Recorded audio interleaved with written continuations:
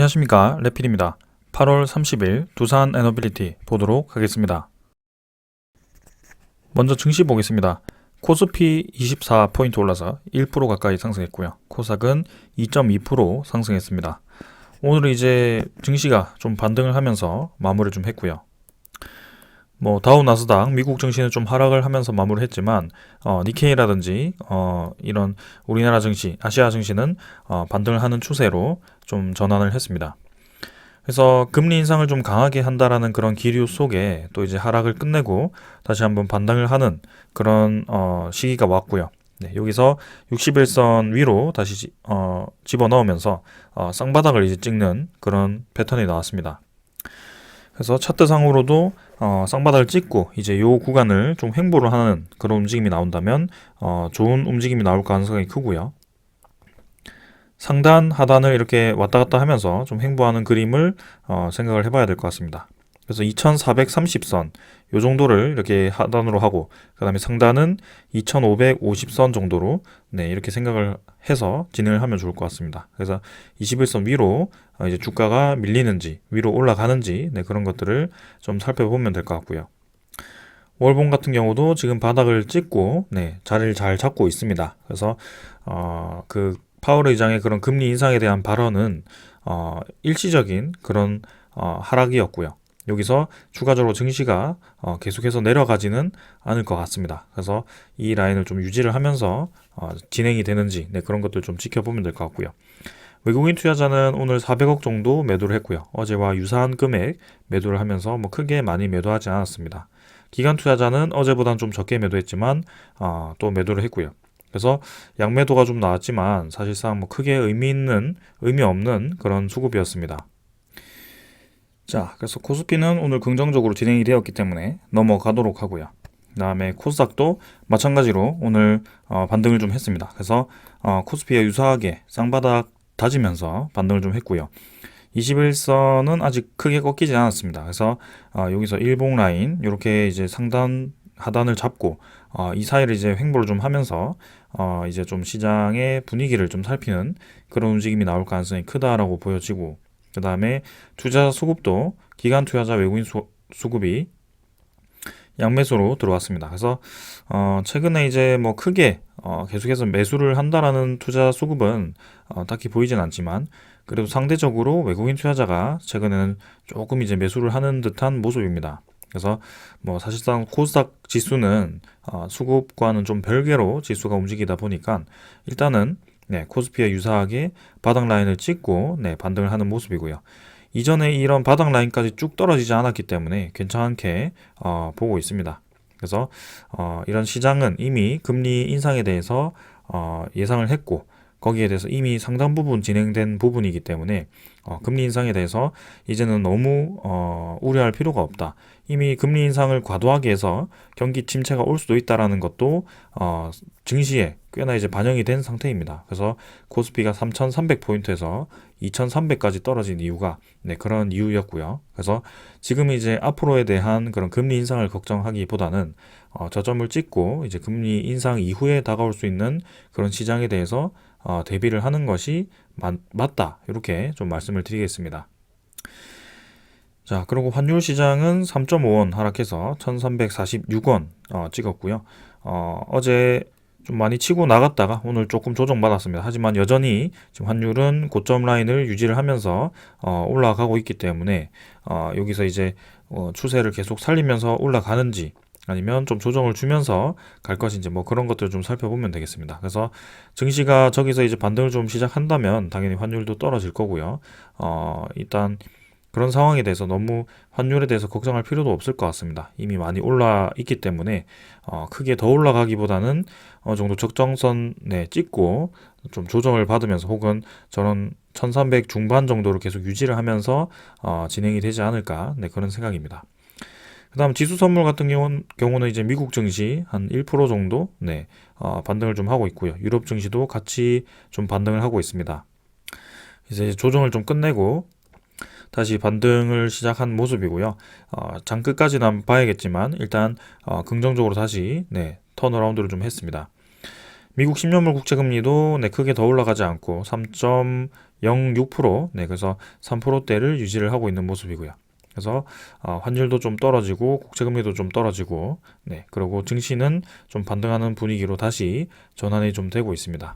그래서 자, 하반기에는 좀 증시가 반등하는 시장으로 좀 진입을 했으면 하는데, 그래도 금리 인상을 좀 아직까지도 강하게 하고 있기 때문에 변수는 있긴 합니다. 하지만 그런 하락에, 과도한 하락에 대해서는 이미 접근을 했고 이미 반영이 되었기 때문에 그 이전에 경험했던 그런 폭락장은 다시 오지는 않을 거라고 보고 있습니다. 그래서 하락을 하더라도 네, 분명히 한계가 있고 이제는, 그래서 앞으로는 상승할 확률이 좀 더 많다, 이렇게 보여집니다. 그래서 경기 침체에 대해서도 너무 민감하게 받아들이기보다는 경기 침체 이후에 다가올 수 있는 경기 활성화를 지금은 대비를 해야 될 때입니다. 그래서 그런 종목들을 찾아서 미리미리 투자를 해주는 것이 좋을 것 같네요. 자, 오늘 여기까지 하고 네, 종목으로 넘어가도록 하겠습니다. 두산 에너빌리티 보도록 하겠습니다. 오늘 450원 하락해서 2.03% 하락했고요. 21,700원으로 마무리를 했습니다. 자, 오늘 이제 증시가 반등을 함에도 불구하고 두산 에너빌리티는 좀 조정을 받았습니다.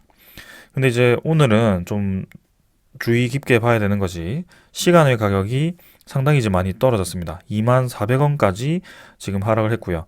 1,300원 정도가 하락을 하면서 시간의 거래가 상당히 이제 많이 터진 모습입니다.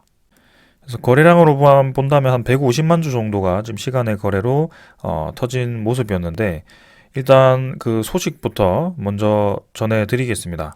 그래서 결론부터 말씀을 드리면 두산 쪽에서 두산 에너빌리티 지분을 4.5% 네, 매도하기로 했습니다. 그래서 매각이죠. 네. 그래서 총 4.47%, 네, 4.47%를 시간외 대량 매매 블록딜 방식으로 매각을 하기로 이제 오늘 결정을 했다라고 하고요. 이번 매각은 현금 유동성을 확보해서 글로벌 경기 불확실성과 금융시장 변동성에 대해서 선제적으로 대응을 하기 위한 것이라고 얘기는 되어 있습니다.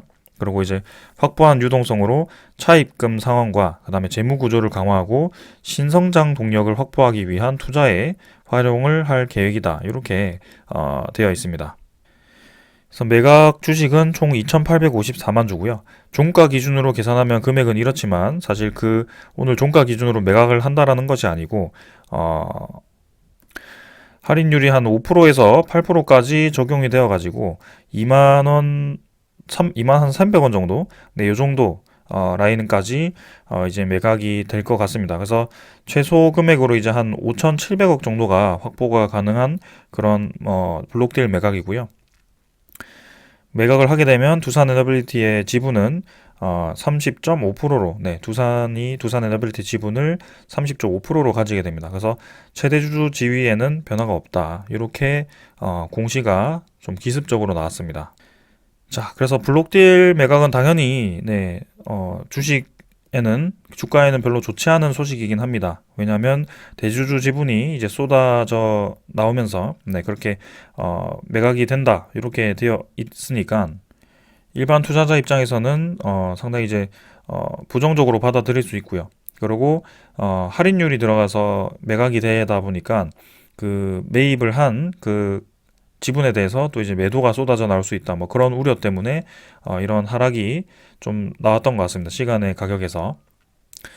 자, 그러면 이제 이 블록딜 매각이 갑자기 왜 기습적으로 나왔는지, 네, 그리고 이 두산이 정말 이제 그 금액을 6천억 정도가 되는 그 금액을 이렇게 갑자기 확보를 하게 된 이유가 무엇인지, 네, 그리고 이 블록딜 매각으로 인해서 두산 에너빌리티의 앞으로에 대한 주가가 어떻게 흘러갈 것인지, 네, 그런 것들이 아마 궁금하실 겁니다. 네. 그래서 이번 시간에는 그런 것들을 이제 하나하나 좀 풀어 나가고자 하고요. 오늘만큼은 좀 영상을 좀 끝까지 지켜봐 주셨으면 좋겠습니다. 자, 그래서 일단은 루틴대로, 네, 원래 하던 대로 먼저 거래량부터 좀 확인을 하겠습니다. 그래서 610만 주 정도 거래가 되었고요. 어제와 유사한 거래량이 나왔습니다. 그래서 거래량은 죽어 있었지만 사실상 아무래도 저 시간의 거래량을 보았을 때는 내일 아침에 대량으로 이제 매도가 쏟아지면서 거래량이 좀 내일 많아질 것 같습니다. 그래서 내일 거래량이 좀 활발하게 진행이 될 것 같고요. 일단 차트상으로도 21선과 모든 이평선들이 좀 위로 향하는 그런 움직임에서 네, 여기서 이제 좀 음봉이 길게 나오는 네, 그런 움직임이 나올 것 같습니다. 자, 그래서 이제 힘들게 좀 반등을 시켜놓고 이런 추세를 만들어 놓고 좀 블록딜 매각이 나오면서 좀 아쉬운 그런 움직임이긴 합니다만 분명히 저는 그 블록딜 매각이 돼서 이유가 있을 것이라고 생각을 했고 거기에 대해서 좀 고민을 했습니다. 네, 그래서 거기에 대해서 좀 말씀을 드리고자 하고요. 네, 끝까지 한번 봐주십시오. 자, 그래서 일단은 뭐 거래량은 뭐 여기서 지금 이때처럼 크게 증가하지 못했지만 내일은 이제 하락을 하면서 좀 크게 거래량이 나올 것 같아서 일단 내일 시장을 한번 지켜봐야 될 것 같습니다. 그래서 끝까지 이제 음봉으로 밀리면서 끝낼지 아니면 좀 반등을 시키면서 아래 꼬리가 길게 혹은 양봉으로 전환을 하면서 마무리가 될지는 아무도 알지 못하기 때문에 일단 네, 기다려 봐야 될 것 같고요. 그 블록딜 매각에 대해서 매입을 하는 그 상대방에 대해서는 아직까지는 정해진 바가 없습니다. 그래서 공시에 의하면 CS증권과 그 한국투자증권 두 증권사가 이제 그 블록딜 매각을 주관하게 되고요. 거기에 대해서 30일, 31일 장 시작 전에 그죠? 내일 아침에 장 시작 전에 블록딜 매매로 아마 거래가 될 것이다. 이렇게 되어 있습니다.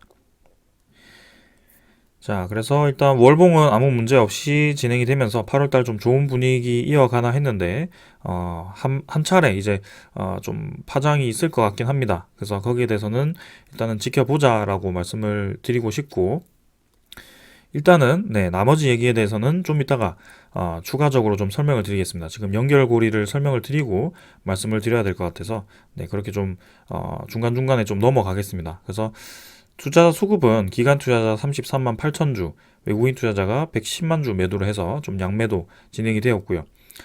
금융투자에서 좀 매도가 또 나왔습니다. 그래서 3일 연속 또 금융투자에서 매도 나왔고, 투신 같은 경우는 계속 매수를 이어가고 있습니다. 그 다음에 연기금 투자자도 매수를 했고, 지금 사모펀드에서 좀 오늘 많이 매도를 했죠.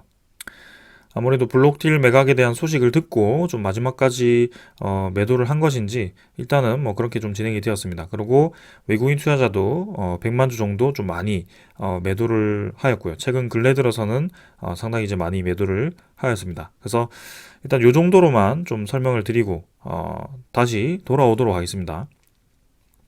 그 다음에 이제 공매도 잔고 한번 확인해 보겠습니다. 공매도 잔고는 추가적으로 더 줄었습니다. 960만 주 정도로 더 감소를 했고요. 그래서 공매도 잔고가 줄어드는 패턴은 계속 이어지고 있습니다. 오늘 같은 경우는 이제 228만 주 정도 공매도 거래가 진행이 되었는데요. 자, 내일 공매도 거래가 또 급증을 할지 일단은 네, 살펴보겠습니다. 그래서 최근에 그 공매도 잔고가 급격하게 줄어들었는데 그 흐름을 계속 이어가는지 한번 지켜보도록 하겠습니다. 자, 그 다음은 이제 대차 잔고 한번 확인해 보겠습니다. 자, 대차 잔고고요. 대차 잔고는 오늘 체결, 그 다음에 상환이 거의 비슷하게 진행이 되고 체결이 조금 더 많았지만 뭐 거의 유사하게 잔고 2,600만 주 정도로 진행이 되었습니다.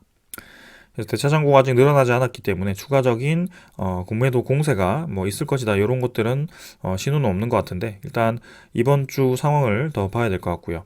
네. 외국인 추정 물량은 110만 주에서 118만 주 정도로 거의 유사하게 진행이 되었고 11%대로 계속 이제 지분을 늘려가던 그 패턴이 좀 이제 깨지면서 10.98% 이렇게 좀 진행이 되었습니다. 자, 그래서 그렇게 좀 대량으로 좀 빠져나가는 모습이었는데요.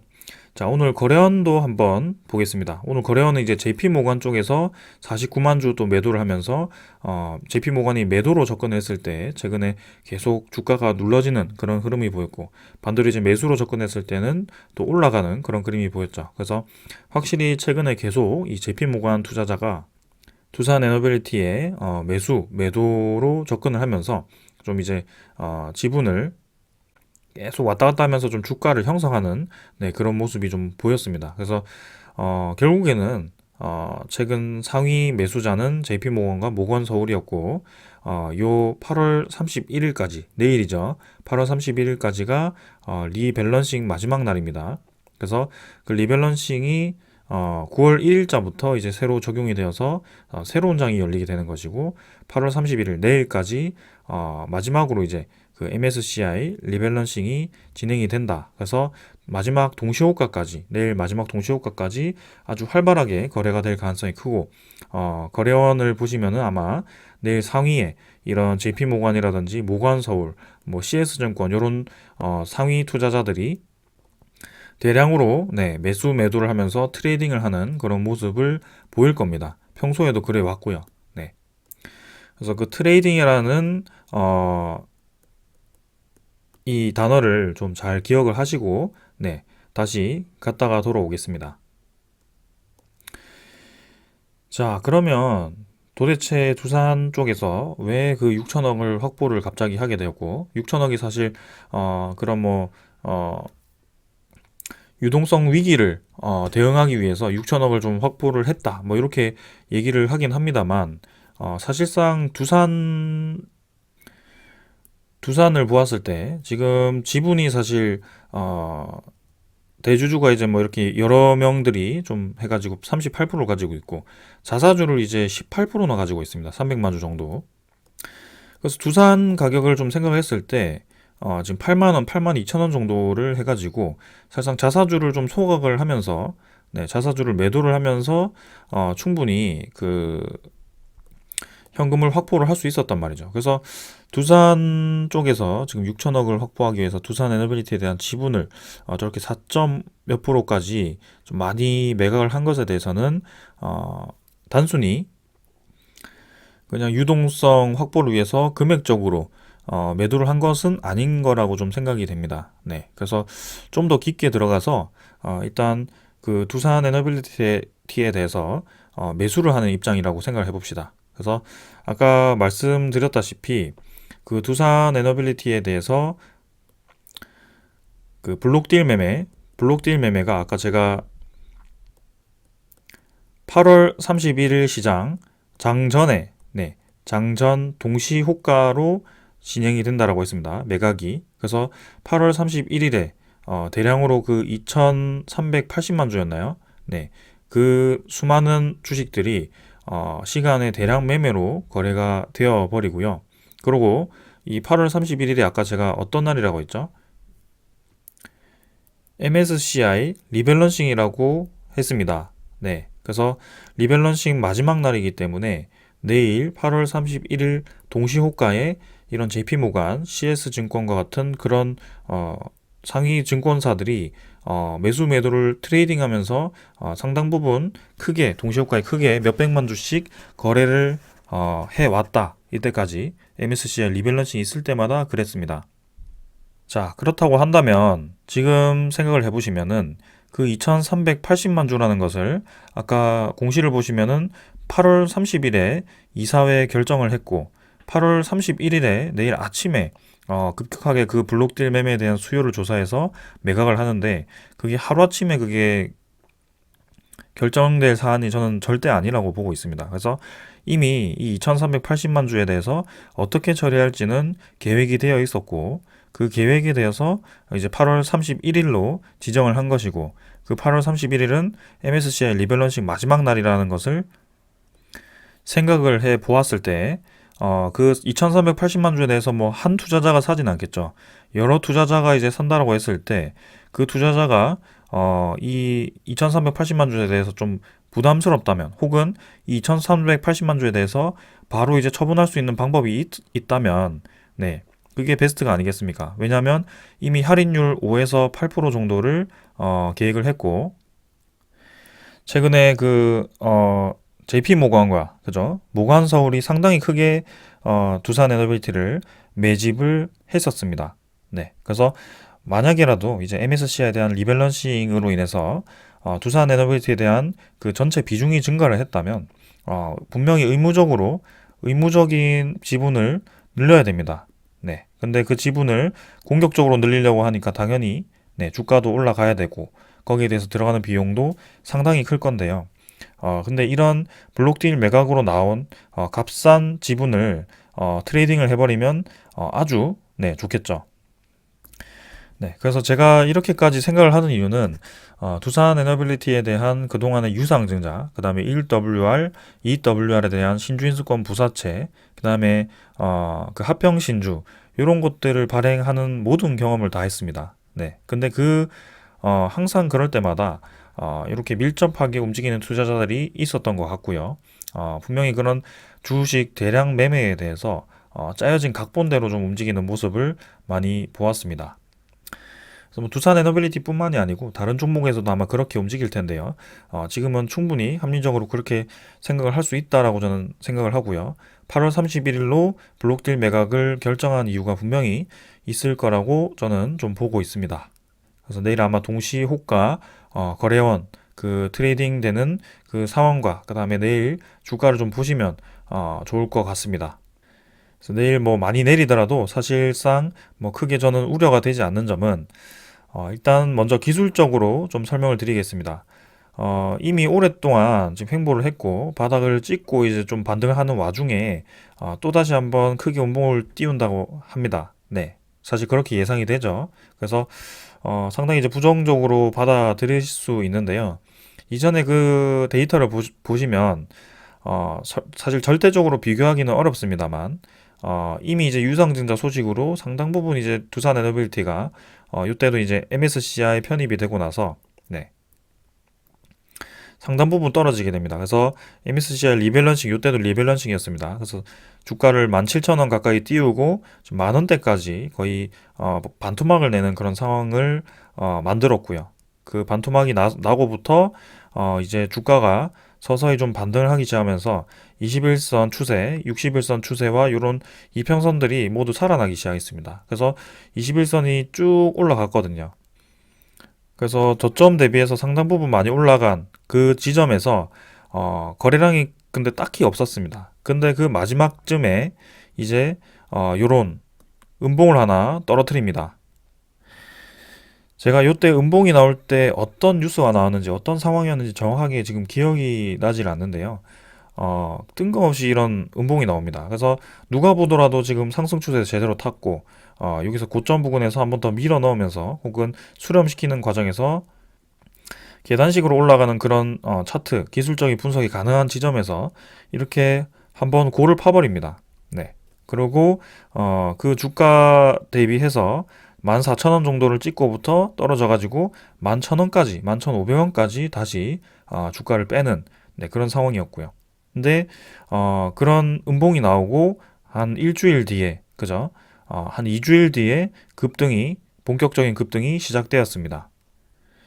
그래서 분명히 지금 음봉이 나와서 고를 파더라도 지금 우리가 지금 차트적으로 접근했을 때는 좀 기분 나쁘게 이렇게 떨어질 수도 있지만 이 저점을 찍고 두산 에너빌리티가 반등하기 시작한 점은 지금 블록딜 매각을 하기 위해서 주가를 높인 것이 아니고 전체적으로 원전 관련 종목들 그리고 에너지 관련 종목들이 다 올라가는 과정에 있었다라는 겁니다. 네, 그래서 그게 핵심이었고요.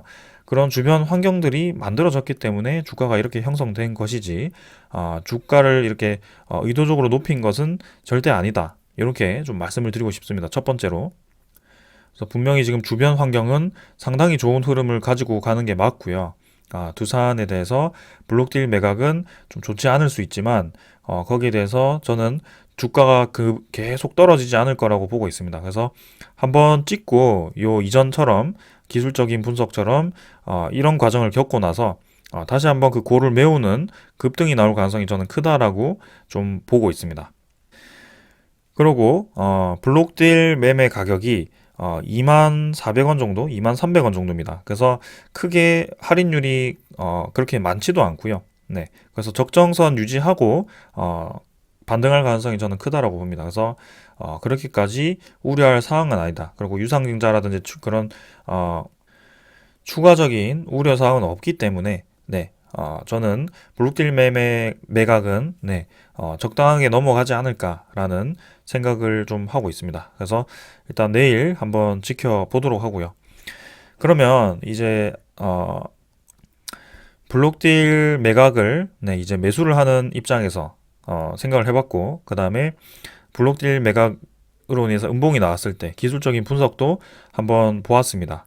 그럼 이제 두산이 왜 두산 에너빌리티에 대한 지분을 갑작스럽게 저렇게 매각을 했는지에 대해서 좀 생각을 해보도록 하겠습니다. 사실상 100% 이제 정확하게 알 수는 없지만 일단은 뭐 차입금 상환은 충분히 이해가 되는 소식이죠. 그리고 신성장 동력 확보는 분명히 이제 두산 테스나라든지 그런 바이오 기업에 투자를 하면서 이미 이제 돈 투자가 다 진행이 된 상황인데 거기에 대해서 저는 좀 집중을 하려고 합니다. 그래서 그런 신성장 동력이 어디인지에 대해서 좀 생각을 해봐야 될 것 같고 거기에 대해서 좀 분석을 하기 위해서 두산에 대한 지분 구조를 또 한번 설명을 드리려고 합니다. 그래서 끝까지 한번 봐주십시오. 자, 오늘 이제 두산에 대한 그 공시가 하나가 아니고 두 개가 떴습니다. 그래서 보셔야 될 것은 두산 타법인 주식에 대한 처분 결정, 요건 두산 에너빌리티에 대한 지분 처분 결정이고요. 그 다음에 나온 공시가 두산 프로퍼티 주식 회사에 대해서 매각을 하면서 지분 처분을 하면서 지주회사의 자회사 탈퇴라는 공시가 떴습니다. 근데 제 방송을 좀 오래 보신 분들이라면 이 두산 프로퍼티에 대해서 굉장히 익숙하실 거라고 저는 생각이 됩니다. 그래서 이 두산 프로퍼티에 대해서 어떤 기업인지 일단 부동산 임대업이죠. 건물 임대업으로 이렇게 된 기업입니다. 그래서 그 기업에 대해서 다시 한번 설명을 드리고자 합니다. 자, 두산 프로퍼티에 대해서 좀 살펴보면은 자, 아까 나왔던 그 공시에 대해서 날짜를 다시 한번 살펴보겠습니다. 자, 두산에 대해서 이사회, 그죠? 이 탈퇴 사유가 지분 처분이었고 탈퇴 일자는 오늘이었습니다. 근데 이사회 결의일이 6월 29일이었습니다. 22년. 그래서 두 달 전이죠. 두 달 전인데 그때 두 달 전에 두산 에너빌리티에 대한 공시가 하나가 있습니다. 특수관계인으로부터 주식 취득, 두산 에너빌리티입니다. 그래서 6월 29일자로 공시가 하나 떴고요. 그래서 이 공시를 하나 살펴보시면, 자, 두산 에너빌리티가, 거래 상대방은 두산밥켓 코리아 한컴이었습니다. 근데 취득 주식의 발행 회사는 두산 프로퍼티입니다. 그래서 두산 에너빌리티가 두산밥켓 코리아 한컴으로부터 두산 프로퍼티에 대한 지분을 154만 주를 매입을 하는 그런 공시였습니다. 그래서 총 1,154억 원이었고요.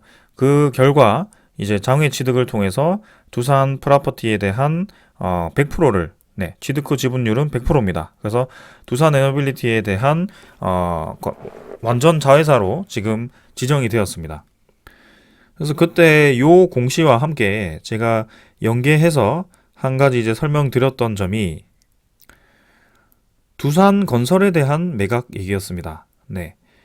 올해였나요? 작년 말이었나요? 두산 건설에 대해서 매각을 했는데, 두산 건설이 100% 이제 매각이 된 것이 아니고 두산 건설에 대한 지분을 지금 여기 보시면은 보통주 45.22%와 우선주 72.71%를 합쳐서 총 46.36%의 지분을 그때 당시 두산중공업이 가지고 있습니다. 여전히. 두산건설에 대한 지분을 가지고 있고요. 그리고 Q캐피탈 쪽이 이제 그 지분을 가지고 있긴 합니다만 그 Q캐피탈과 그 두산 프로퍼티죠. 프로퍼티가 그 중간 회사 위브 더 제니스인가요? 그 기업을 각각 또 가지고 있습니다. 근데 그 프로퍼티가 지금 두산중공업으로 두산 에너빌리티로 100% 이제 투입이 되면서 아마 그 지분에 대한 비중이 달라질 것으로 보입니다. 그래서 Q캐피탈이 위브 더 제니스를 지금 정확하게 말씀드리면은 53.5% 1380억 원을 들고 있었고요. 그 다음에 두산 프로퍼티가 이 1200억을 들고 있어서 46.5%를 지분을 가지고 있었습니다. 근데 그 위브 더 제니스가 총 이제 더 제니스 이제 홀딩스를 또 이제 투자를 하면서 총 2,500억이 이 금액과 이 금액을 합친 2,500억이 내려왔고요. 그게 이제 54%를 두산건설을 가지고 있습니다. 그리고 나머지 46%를 아까 이제 두산 중공업 시절, 그죠? 두산 에너빌리티가 들고 있는 구조인데요. 지금 그 중에 여기가 또 두산 에너빌리티 쪽으로 갈 수 있는 상황입니다. 그래서 저는 이런 흐름을 보고 두산 건설을 다시 두산 에너빌리티 쪽, 두산 그룹 쪽으로 다시 끌어오려고 하는 것이 아닌가라는 생각을 좀 많이 했고요. 두산 건설에 대한 재물을 좀 찾아보더라도 최근에 이제 영업이익이 플러스가 되었고 순이익도 플러스가 되면서 흑자 전환을 한 지 꽤 되었습니다. 네, 그래서 지금 더 이상 크게 무리가 없는 상황인 건 확실합니다. 그리고 그때 이제 매각 당시에 원래 김진설 두산건설 관리본부 부사장은 이제 경영 인수권을 마무리 짓자 이제 각자 대표이사에서 물러났었는데 사내이사 지위는 유지를 하면서 이사회 구성원으로 남았다라고 하죠. 그리고 기존 CFO 직책도 계속 맡을 예정이라고 합니다. 여러분들 이 CFO는 Chief Financial Officer입니다. 그래서 재무를 최고 재무 책임자라고 보시면 될 것 같고요.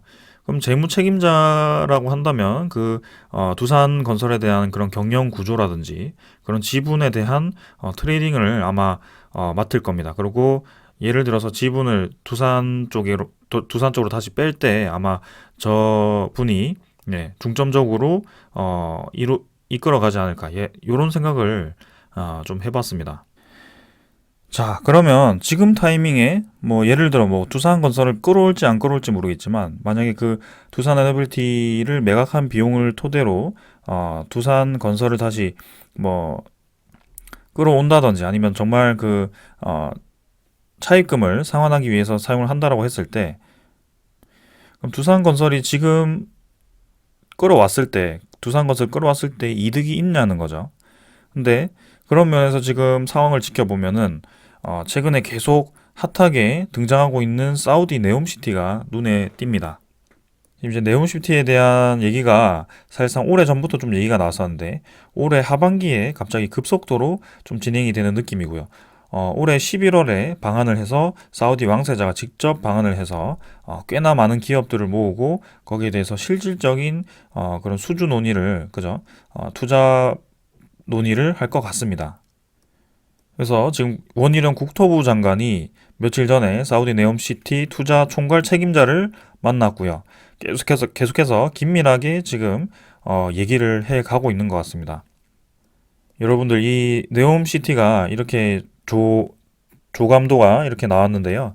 이미 이제 두산 에너빌리티는 거기에 들어가는 플랜트 관련해서 상당히 이제 많이 수혜를 볼 거라고 기대를 하고 있습니다. 그리고 태양광, 수소 이런 기업들이 관심을 받고 있는데요. 거기 플러스로 해서 기본적으로 여기에 사람이 살기 위해서는 건축이 있어야 되죠. 토목. 네. 토목 건축이 있어야 되는데 그거를 싹 다 지어야 됩니다. 네.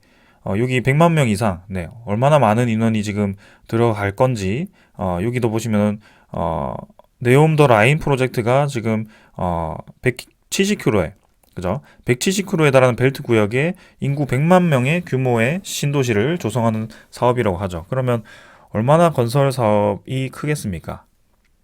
그래서 그 건설을 진행하기 위해서는 일단 굴착기라든지 그런 중장비들이 필요할 거고요. 그리고 그런 건설사들이 투입이 되어서 대규모 건설을 동시에 진행을 해야 이 도시가 성공적으로 진행이 될 겁니다. 그래서 저는 국내 건설사들이 상당히 큰 수혜를 볼 거라고 지금 기대를 좀 하고 있는 상황에서 두산건설이 최근에 이제 조용했는데 만약에 두산 그룹 차원에서 큰 그림을 그리기 위해서 그 두산건설을 다시 눈독을 들이고 있다면 이런 시나리오가 충분히 가능하지 않을까라는 생각을 좀 해보았습니다. 두산중공업도 건설을 진행하긴 합니다만 이런 일반적인 건축이 아니고요. 플랜트 관련된 그런 건축, EPC 건설이기 때문에 사실상 두산건설과는 좀 분야가 다르다고 볼 수 있습니다. 그런 입장에서 본다면 뭔가 분명히 의도가 있을 것이고요. 두산건설을 매각을 할 때도 분명히 다시 끌어올 만한 그런 장치들을 해 두었습니다. 일반적으로 현금 확보를 위해서 매각한 것이 아니고 현물 출자를 통해서 지분을 주는 그런 상황이 만들어졌기 때문에 분명히 언젠가는 두산건설을 끌어와야 되는데 두산건설이 덩치가 커지기 전에, 그죠? 두산건설의 몸값이 올라가기 전에, 그러고 앞으로 시장이 본격적으로 커지기 전에 지금 이 타이밍에 딱 끌어오는 것이 괜찮은 것이 아닐까, 이런 생각도 해보았습니다. 자, 그래서 제가 말씀드렸다고 해서 100% 맞다라는 것은 아니고요.